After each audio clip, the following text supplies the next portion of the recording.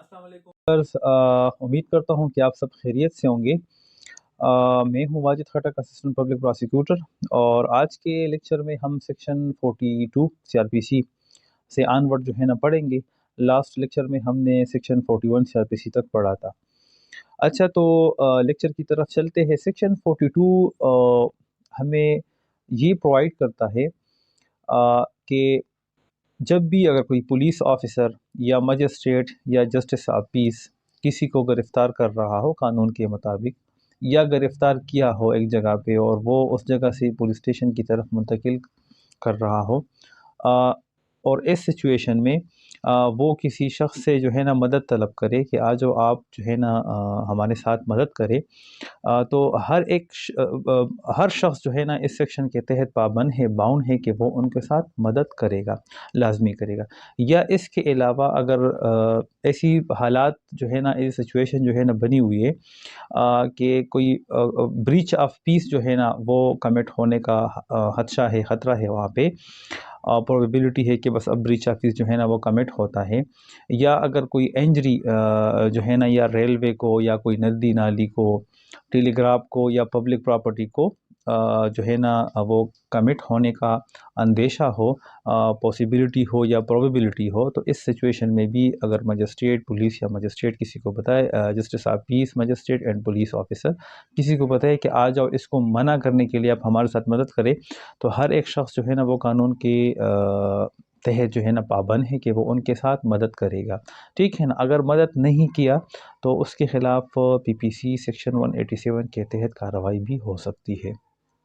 आगे है section 43 CrPC. उसमें पुलिस ऑफिसर के अलावा कोई आम शख्स है, मतलब पुलिस ऑफिसर नहीं है, उसको वारंट जो है ना डायरेक्ट हुआ है कि आप किसी एक शख्स को जो है ना वो गिरफ़्तार करें।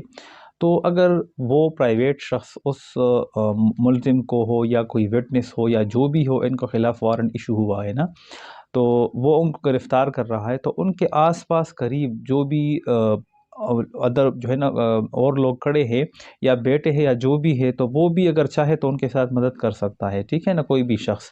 तो ये उस केसेस में है जो कि वो पुलिस ऑफिसर नहीं होगा, वो शख्स जो वारंट एग्जीक्यूट कर रहा हो वो कोई और शख्स होगा। तो इस सेक्शन के तहत उनके साथ भी, मतलब जो भी सराउंडिंग पीपल है, लोग हैं, वो उनके साथ मदद कर सकते हैं।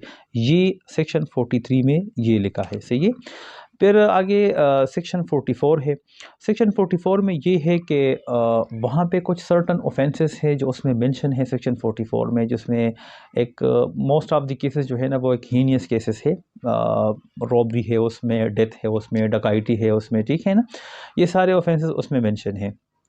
अगर ऐसे हालात का जो है ना किसी को पता है कि जनाब इस सेक्शन के तहत जो है ना कोई ऑफेंस जो है ना वो कमिट हुआ है, या किसी शख्स का जो है ना कमिट होने का इरादा है कि बस मैं अभी ये ऑफेंस जो है ना वो कमिट कर रहा हूँ, तो वो क्या करेगा, वो इस सेक्शन के तहत जो है ना वो लाजमी उस पर, मतलब ये मैंडेटरी है कि वो पुलिस ऑफिसर को या मजिस्ट्रेट को या जस्टिस ऑफ पीस को जो है ना वो इंफॉर्मेशन देगा कि जनाब यहाँ पे इस तरह की ये ऑफेंस कमिट हुआ है, या कोई शख्स है वो इस तरह की ऑफेंसेस कमिट होने का इरादा रखता है। जो इस सेक्शन में मेंशन है, अगर मैं 1 to 1 रीड आउट करूँ तो ये थोड़ा मुश्किल होगा, और वीडियो भी जो है ना वो ज़्यादा जो है ना टाइम रिकॉर्ड होगा। तो बेहतर ये है कि कोई भी वहाँ पे जाके वो सेक्शन अफला वहाँ पे लिखा है उस सेक्शन 44 में, वहाँ से पढ़ सकता है। लेकिन मोस्ट ऑफ दी वो हीनियस केसेस है, इसमें मर्डर केसेस भी है, डकैती है, रॉबरी है, वगैरह ये चीज़ें हैं। यहाँ पे एक और बात की मैं वजाहत करूँ। देखो, जनरल रूल ये है ना कि जब भी कोई ऑफेंस कमिट हो जाए तो प्रोसिक्यूशन जो है ना वो उस ऑफेंस को साबित करने का जो है ना वो पाबंद होगा। लेकिन इस सेक्शन में ये एक चीज़ है, इंसर्ट हुआ है, यहाँ पे लिखा है कि प्रोसिक्यूशन अगर ये साबित करे कि जनाब हाँ, इस शख्स को पता था कि ये इसने ये ऑफेंस कमिट किया है या ये ऑफेंस कमिट करने का इरादा रखता है, और इसके बावजूद भी इसने पुलिस ऑफिसर को, मजिस्ट्रेट को और जस्टिस ऑफ पीस को कोई इत्तला नहीं दी है, तो लिहाजा ये भी जो है ना इनके साथ एक्यूज़ बनाया जाए। ठीक है। तो वो साबित करेगा, प्रोसिक्यूशन सिर्फ ये साबित करेगा कि इसको इल्म था। ठीक है ना। फिर ये उस शख्स पे ये जो है ना लाजिम होगा कि वो साबित करेगा कि हाँ जी, मुझे तो इल्म था, लेकिन मैंने किसी वजह से कोई एक्सक्यूज़ वो पेश करेगा कि इस वजह से मैंने मजिस्ट्रेट को या जस्टिस ऑफ पीस को या पुलिस ऑफिसर को इन्फॉर्म नहीं किया है, ठीक है ना। अगर उसने कोई एक्सक्यूज़ पेश नहीं किया और उसको इल्म हो तो बाकायदा ये भी एक उनके साथ मुलजिम बन सकता है। नूर मुकद्दम केस जो अब रिसेंट पास्ट में हुआ है, वो जजमेंट मैंने पढ़ा था, I am not sure about that, लेकिन जितना मुझे याद है उसके पेरेंट्स जो थे ना वो एक्यूज़ के, तो वो भी 109 में चार्ज हुए थे, और 109 पीपीसी का मैं बता रहा हूँ उसमें चार्ज हुए थे, और पीपीसी सेक्शन 107 107 में उनकी डिफिनीशन है ना, तो वहाँ पे जो है ना इलीगल ओमिशन भी लिखा है। तो यहाँ पे बिल्कुल अगर कोई ना बताए, ये ऑफेंस कमिट करने का इन्फॉर्मेशन ना दे, तो ये इलीगल ओमिशन है, ठीक है ना, क्योंकि कानून आपको कहता है कि ये करे और आपने वो काम नहीं किया, तो ये इलीगल ओमिशन है। तो बिल्कुल वो सेक्शन 109 पीपीसी के तहत जो है ना वो चार्ज हो सकता है। फिर आगे सेक्शन 45 सीआरपीसी है, वो भी जो है ना वो विलेज हेडमैन जो है, विलेज अकाउंटेंट जो है, ठीक है ना, या लैंड होल्डर हुआ, लैंड ऑक्युपायर हुआ, या एजेंट हुआ उसका, ठीक है ना, इवन जो रेवेन्यू कलेक्ट करता है वो हुआ, तो ये इन लोगों पे ये जिम्मेदारी डालता है कि आप लोगों को अगर पता चले कि आपके इस गांव में या इलाका में या जो जहाँ पे वो रहते हैं ना, वहाँ पे इस तरह कोई शख्स है कि वो बिल्कुल सब गांव को ये पता है, सब लोगों को ये पता है कि ये चोरी का जो सामान है ये लेता है और सेल आउट करता है, मतलब इसका कारोबार करता है, ठीक है ना, और बिल्कुल फेम हो, नामी ग्रामी शख्स हो, सबको पता हो, तो वो इसका कम्युनिकेट करेगा। किसको कम्युनिकेट करेगा? या तो जस्टिस ऑफ पीस को कम्युनिकेट करेगा, या मजिस्ट्रेट को कम्युनिकेट करेगा, या एसएचओ को कम्युनिकेट करेगा कि जनाब इस तरह शख्स इस इलाके में, इस गाँव में, इस एरिया में है कि वो चोरी के सामान का जो है ना वो कारोबार करता है, ठीक है ना। इसके अलावा अगर उस गांव में जो है ना या उस इलाके में वो शख्स है जो वहाँ पे आना जाना है उसका, या आता है और वो तग से बिलोंग करता है, या रॉबर है, ठीक है ना, या प्रोक्लेम्ड ऑफेंडर है, ठीक है, इश्तिहारी मुलजिम है, या एस्केप कन्विक्टेड है, तो इसका भी वो इतला देगा। किसको देगा? जो मैंने तीन नाम लिए, एसएचओ हुआ, मजिस्ट्रेट हुआ और जस्टिस ऑफिस, इनको वो इतला देगा इस बाबत, ठीक है ना। या इसके अलावा अगर कोई उस इलाके में या गांव में या उस जगह में कोई अननेचुरल और सडन डेथ जो है ना वो काज हो जाए, तो उसका भी वो इतला देगा कि जनाब ये डेथ, अननेचुरल डेथ जो है ना, ये तो बिल्कुल हुआ है, लेकिन इस यहाँ पे जो हालात वाक़यात है, तो उससे ये अंदाज़ा लगता है, उससे ये अख़ज़ होता है कि जनाब ये जो है ना ये एक ऑफेंस कमिट हुआ है, ठीक है ना, ये एक ऑफेंस कमिट हुआ है। इसके अलावा अगर कोई नॉन बेलेबल ऑफेंस भी वहाँ पे कोई नियत रखता है या किसी को इन्फॉर्मेशन हो, तो वो भी इतला देगा। इस तरह इसमें कुछ और चीज़ें भी है, लेकिन वो 1 टू 1 जो है ना रीड आउट करना मैं रेलेवेंट भी नहीं समझता, क्योंकि आजकल ये चीज़ें आपको नहीं मिलेगी प्रैक्टिकल में देहातों में, ठीक है ना। लेकिन पीपीसी है, सीआरपीसी है, एक प्रोसीजरल है जो इसमें लिखा है, तो इसलिए मैंने जो है ना मुनासिब समझा कि मैं एटलीस्ट एक्सप्लेन तो करूँ ना कि इसमें क्या लिखा है। चाहिए तो इसमें इन लोगों पे जो विलेज हेडमैन है, ठीक है ना, जो लैंड होल्डर है, जो ऑक्युपायर है लैंड का, जो इवन एजेंट है उसका, या रेवेन्यू जो कलेक्ट करता है, वो इन पे ये जिम्मेदारी डालते हैं कि आप इस ऑफेंस का या इस चीज़ों का हमें इंफॉर्मेशन जो है ना वो कम्युनिकेट करेंगे। जो मैंने 1 टू 1 इसमें कुछ थे वो एक्सप्लेन मैंने किए, ठीक है। ये सेक्शन 45 था। आगे सेक्शन 46 है जो कि सीआरपीसी का, सीआरपीसी में जो है ना एक चैप्टर 5 है, अरेस्ट के साथ डील करता है कि हम किसी शख्स को किस तरह अरेस्ट करेंगे। तो देखिए सेक्शन 46 में वो तरीका लिखा है अरेस्ट का कि एक्चुअली अरेस्ट जो होता है ना वो जो भी शख्स जो कानून के तहत गिरफ्तार करना जो है ना हो, चाहे वो विटनेस हो, चाहे वो एक्यूज़ हो, जो भी हो, बस कानून के तहत जो है ना उनके खिलाफ या वारंट इशू हुआ है, या कानून के मुताबिक अगर वारंट ना भी इशू हुआ है, तो वो गिरफ्तार करना जो है ना बिल्कुल लीगल है।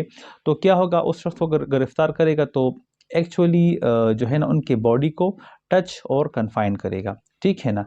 तो टच और कन्फाइन इसमें मेंशन है। हाँ, अगर उस शख्स ने बाय वर्ड्स या एक्शन जो है ना ख़ुद को सरेंडर किया कि हाँ जनाब बिल्कुल मैं ख़ुद को सरेंडर करता हूँ और तैयार हूँ आप लोगों के साथ, आप मुझे जहाँ भी कानून की मुताबिक एक जगह हो वहाँ पे ले जाना चाहे तो मैं जाने के लिए तैयार हूँ। तो फिर उसको जो है ना कन्फाइन और टच ज़रूरी नहीं है। लेकिन अगर वो इंसिस्ट करता है तो फिर जो है ना एक्चुअली उसकी बॉडी जो है ना उसको कन्फाइन और टच करना ये इस सेक्शन के तहत होगा, और ये हमें बताता है कि ये अरेस्ट इस तरह होगा, ठीक है ना।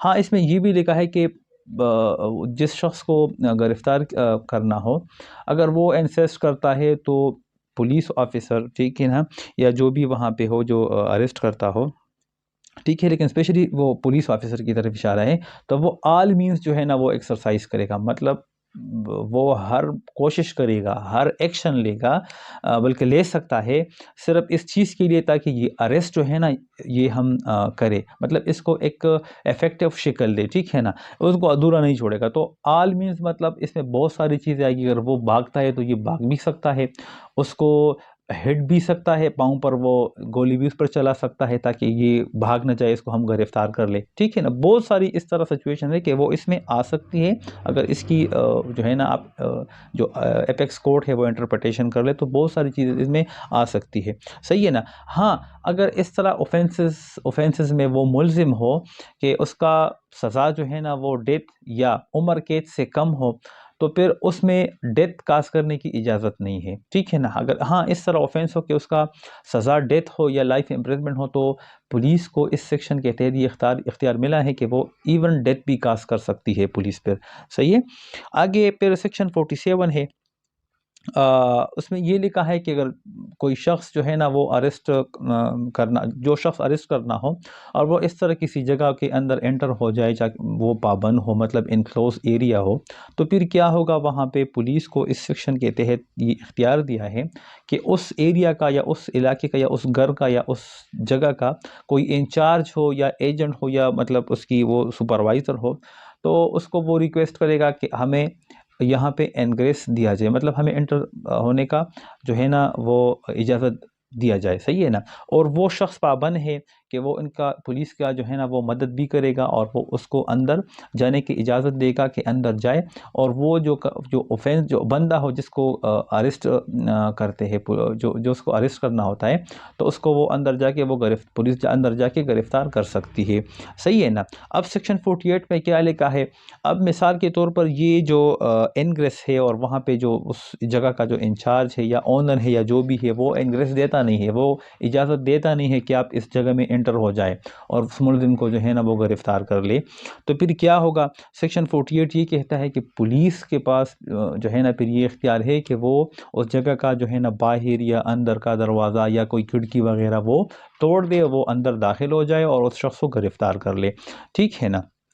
हाँ, अगर उस जगह में कोई इस तरह लेडीज़ रहती हो, ठीक है ना, उनको अकॉर्डिंग टू कस्टम, रिवाज और जो है ना के मुताबिक उसको पब्लिक के सामने लेके आना, ये मतलब वो रिवाज के मुताबिक ठीक नहीं हो, दुरुस्त ना हो, तो फिर पुलिस क्या करेगी, पुलिस ये करेगी कि वहाँ पे जो लेडीज़ है उनको नोटिस देगी और उनको बताएगी कि आप बिल्कुल एट लिबर्टी है, आप यहाँ से निकले। और अगर वो निकलने में पुलिस उनका मदद भी कर सकती है और वो वहाँ से निकालेगी और फिर वहाँ पे अंदर जाके वो जो शख्स अंदर बैठा है तो उसको वो पुलिस उसको वो गिरफ्तार कर सकती है, सही है। तो इस सेक्शन में चूँकि पुलिस का पावर थोड़ा सा इंक्रीज़ किया है कि इवन वो जो दरवाज़ा है, खिड़की है, वो तोड़ सकती है, पुलिस अंदर जा सकती है। हाँ, वहाँ पे जो लेडीज़ रहती है तो उसका ख्याल रखा जाएगा, सही है। फिर सेक्शन 48 है, अगर पुलिस अंदर गई और वहाँ पे वो फंस गई पुलिस, ठीक है ना, कोई किसी ने उनके पीछे जो है ना रूम का दरवाज़ा बंद किया, ठीक है ना, कि बस पुलिस यहाँ पे अंदर जो है ना वो कन्फाइन हो जाए और जो शख्स है जिसके शख्स के पीछे वो अंदर गई है पुलिस उनको गिरफ्तार करती है, तो फिर क्या होगा कि वो ये भाग जाए। तो पुलिस को इस सेक्शन 48 के तहत ये पावर दिया गया है कि वो अपनी ख़ुद को लिबरेट करने के लिए, ख़ुद को आज़ाद करने के लिए जो है ना वो विंडो भी तोड़ सकती है पुलिस और दरवाज़ा भी तोड़ सकती है। और इवन चाहे वो अंदर हो या बाहर का दरवाज़ा हो या विंडो हो, जो भी हो, वो कुछ तोड़ फोड़ करके वो ख़ुद को बाहर निकाल सकती है पुलिस, सही है ना। फिर सेक्शन 50 है, 50 में ये है कि अननेसेसरी वो नहीं होगा, रिस्ट्रेन नहीं होगा, मतलब जो शख्स गिरफ्तार हो जाए तो उनको जो है ना गैर ज़रूरी रिस्ट्रेन नहीं करना होगा, सही है ना, क्योंकि बस उतना रिस्ट्रेन रखा जाएगा उसको ताकि वो भाग ना जाए, ठीक है ना।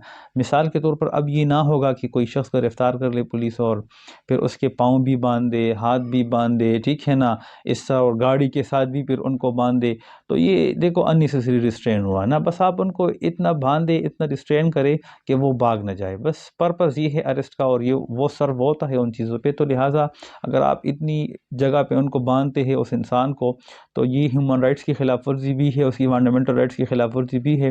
तो लिहाजा ये कानून के मुताबिक नहीं होगा, ये एक इलीगल एक्ट होगा on the part of the police पर। तो सेक्शन 50 में ये लिखा है। सेक्शन 51 है कि जो शख्स अरेस्ट हो जाए, गिरफ़्तार हो जाए, अगर वो वारंट के तहत गिरफ़्तार होता हो, मतलब मजिस्ट्रेट या पुलिस मजिस्ट्रेट या किसी और कोर्ट ने जो है ना एक वारंट इशू किया है कि इस फलाना शख्स को जो है ना आप गिरफ़्तार करें, ठीक है ना। लेकिन उस वारंट में ये नहीं लिखा है कि अगर जब ये गिरफ़्तार हो जाए तो अगर ये आपको बेल बॉन्ड जो है ना वो एग्जीक्यूट करता है और फर्निश करता है तो फिर इसको रिलीज़ करे, आज़ाद करे, ठीक है ना। वारंट में ये नहीं लिखा है, ठीक है ना। तो फिर क्या होगा, और या अगर वारंट में ये लिखा है कि इसको बिल्कुल अगर आप गिरफ़्तार कर ले और फिर अगर आपको ये ज़मानत दे, बेल बॉन्ड दे, तो इसको आज़ाद करे, इसको बिल्कुल बेल बॉन्ड इनसे ले ले, उसको रिलीज़ करे, ठीक है। या अंडर वारंट जो है ना, विदाउट वारंट एक बंदा है वो कानून के मुताबिक उसको अरेस्ट करना ज़रूरी है, जिससे सेक्शन 54 सीआरपीसी में केसेस है कि वहाँ पे विदाउट वारंट कोई किसी बंदे को पुलिस जो है ना वो अरेस्ट कर सकती है।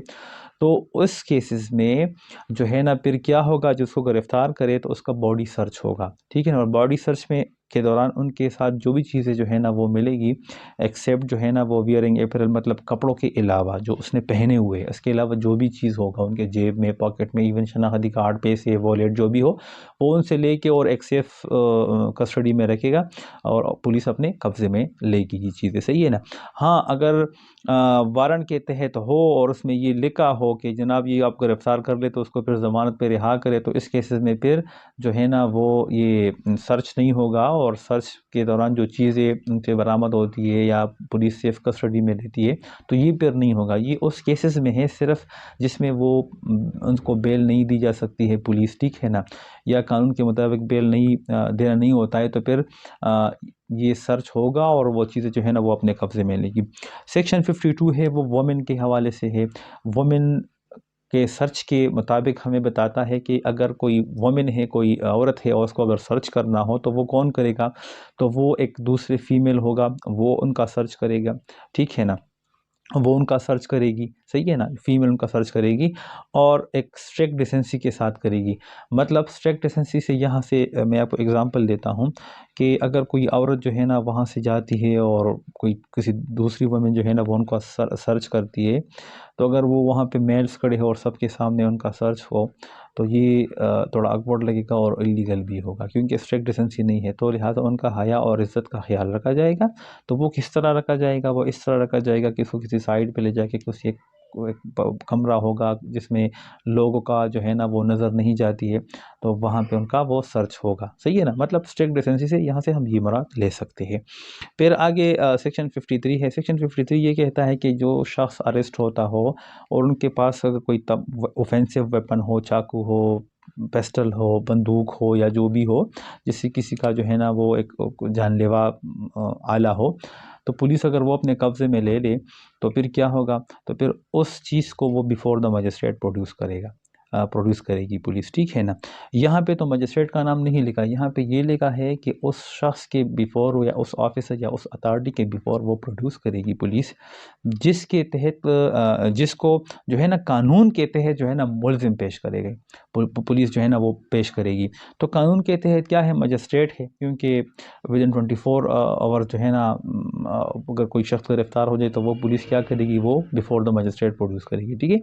तो यहाँ पर अगर कोई ऑफेंसिव वेपन हो तो वो भी उनके साथ बिफ़ोर द मजिस्ट्रेट जो है ना वो प्रोड्यूस करेगी पुलिस, सही है ना। अच्छा, फिर आगे सेक्शन 53A है। ये चूँकि मेडिकल एग्ज़ामिनेशन है ऑफ द ऑफेंडर है, एक्यूज़ का मेडिकल एग्ज़ामिनेशन है, लेकिन ये सिर्फ़ उन केसेस में है जो रेप और जो अननेचुरल ऑफ़ेंस हुआ या जो सेक्सुअल अब्यूज़ के ऑफ़ेंसेस हैं, सिर्फ़ उस केसेस में है कि उसमें मेडिकल एग्ज़ामिनेशन होगा एक्यूज़ का। वो एक medical officer, authorised medical officer करेगा, ठीक है ना? और वो अपने रिपोर्ट में ये लिखेगा कि एक्यूज़ का नाम क्या है, उसकी वल्दियत क्या है, नाम क्या है, एक्यूज़ को जो है ना किसने यहाँ पे ले आया फॉर द एग्ज़ामिनेशन। तो इन्वेस्टिगेशन ऑफिसर होगा, उसका नाम होगा, ठीक है ना? वो बाकायदा उसकी बॉडी पे जो अगर तशद्दुद के निशानात हो तो उसको भी ऑब्ज़र्व करेगा, उसका बाकायदा मेडिकल एग्ज़ामिनेशन होगा और मेडिकल एग्ज़ामिनेशन की बुनियाद पे वो जिस नतीजे पर भी पहुँचता है तो उसकी मस्ट जो है ना वहाँ पे रीज़न होगी। वो अपनी मेडिकल रिपोर्ट में रीज़न लिखेगा कि हाँ जनाब, अगर मैं अपने मेडिकल एग्ज़ामिनेशन के बाद जिस नतीजे पे मैं पहुँच गया हूँ, जो नतीजा मैं रिपोर्ट में लिख रहा हूँ, तो चूँकि इसके रीज़न्स ये है, ठीक है ना? वो उसमें बाकायदा उसका रीज़न्स भी लिखेगा और इसके अलावा वो फिर पुलिस को क्या करेगा, वो अपना रिपोर्ट जो है ना पुलिस को देगा। तो यहाँ पे सेक्शन 53 ए जो है, ये चूँकि आप कॉन्स्टिट्यूशन ऑफ पाकिस्तान के आर्टिकल 14 सब आर्टिकल 2 के अगेंस्ट है और बिल्कुल उनके साथ इनकंसिस्टेंट है। डॉक्ट्रिन ऑफ इक्लिप्स के मुताबिक अगर हम इसको लें तो ये बिल्कुल वैलिड कानून नहीं है। बहरहाल हम उस तरफ नहीं जाते हैं, वो एक वकालत की बातें हैं, वो एक प्रैक्टिस की बातें हैं, उसकी बहुत सारे इंटरप्रिटेशन भी आती है, लेकिन जस्ट हम प्रोसीजर को पढ़ रहे हैं। लेकिन मैंने यहाँ पे सिर्फ ये हिंट इसलिए दिया ताकि आप लोगों के इल्म में ये एक इजाफ़ा हो कि हाँ ये सेक्शन जो है section 53 A CrPC constitution of Pakistan के आर्टिकल 14 सब आर्टिकल 2 के बिल्कुल बरअक्स है और अगेंस्ट है। इस पे अथॉरिटीज़ भी काफ़ी मौजूद है एपेक्स कोर्ट की कि ये एक जो है ना इनसे इनकंसिस्टेंट है, सही है। तो ये 53 हुआ, फिर आगे 54 है, इंशाल्लाह वो हम नेक्स्ट लेक्चर में पढ़ेंगे। अभी इतना काफ़ी है। इंशाल्लाह नेक्स्ट लेक्चर कोशिश करूँगा कि मैं बहुत जल्दी रिकॉर्ड करके और अपलोड करूँ। तो उम्मीद करता हूँ कि यहाँ तक जो है ना आप इन चीज़ों पे समझ चुके होंगे। हाँ, अगर कोई इस तरह कोई क्वेश्चन हो तो वो बिल्कुल आप कमेंट सेक्शन में वहाँ पे मुझसे पूछ सकते हैं और I will try my best कि मैं आपको वो रिस्पॉन्ड करूँ। अल्लाह हाफ़िज़। इंशाल्लाह एक न्यू वीडियो के साथ और फिर मिलेंगे। अल्लाह हाफ़िज़।